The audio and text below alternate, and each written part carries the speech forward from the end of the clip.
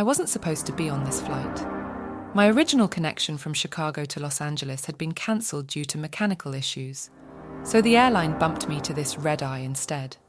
It was January 1987, and I was flying home after my grandmother's funeral in Wisconsin.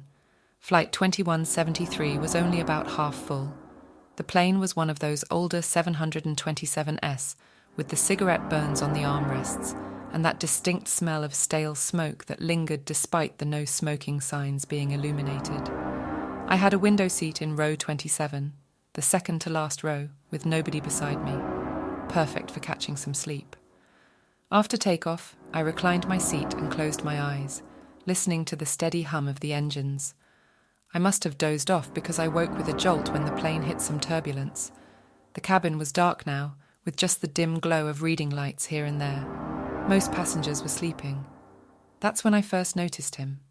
Across the aisle in seat 27, B sat a man I hadn't seen board the plane. He wore an outdated suit, something from the early 70s, with wide lapels and a pattern that seemed faded. His skin was ashen, almost grey in the low light, and he stared straight ahead at the seat in front of him. I figured he must have moved seats after I fell asleep. No big deal. I shifted in my seat and tried to get comfortable again. "It wasn't my fault," he said suddenly, still staring forward. I wasn't sure if he was talking to me. "Excuse me?" He didn't turn his head. "The crash. It wasn't my fault.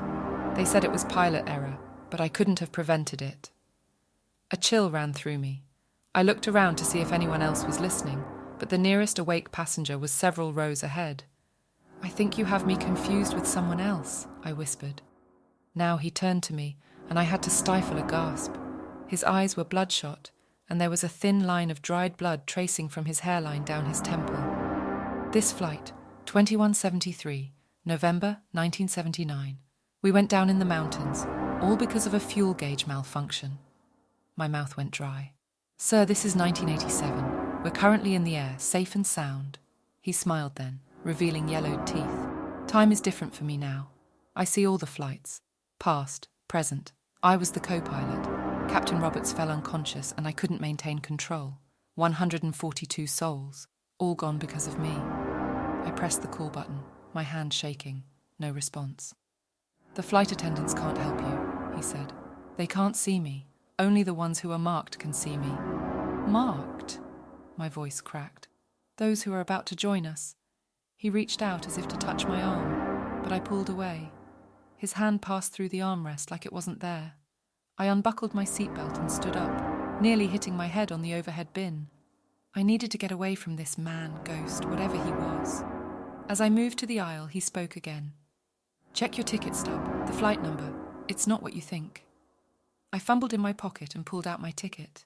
In the dim light, I could make out the flight number, 2173B. I'd never noticed the B before. "B for backup," he explained, as if reading my thoughts. "This isn't the real flight 2173. This is the ghost flight, the one that repeats the journey over and over." I stumbled forward, looking for a flight attendant. I found one at the galley, arranging coffee cups. "Excuse me," I said, my voice trembling. "The man in 27B is disturbing me." She frowned. "Sir, there's no one in 27B. That whole row is empty except for you." I turned back. From here I could see row 27 clearly. The man was still there, watching me, a sad smile on his face. "You don't understand," I insisted. "He's sitting right there." The flight attendant gave me a concerned look. "Sir, please return to your seat. We're expecting turbulence soon." I went back, not to my seat, but to the row in front of it. The man in 27B nodded at me. "What do you want?" I whispered. "To warn you. History repeats. The fuel gauge on this plane is faulty too." Just then, the captain's voice came over the intercom. "Ladies and gentlemen, we're experiencing some unexpected instrument issues. As a precaution, we'll be making an unscheduled landing in Denver to have things checked out." The man in 27B was gone, just empty seats across the aisle. We landed safely in Denver. While waiting in the terminal, I overheard two mechanics talking. The fuel gauge had been showing full tanks, but they were actually nearly empty. We wouldn't have made it to Los Angeles. I never saw the man in 27B again. But sometimes when I'm on a plane and we hit turbulence, I glance across the aisle. half expecting to see his ashen face and sad eyes, and I always check my ticket stub before boarding.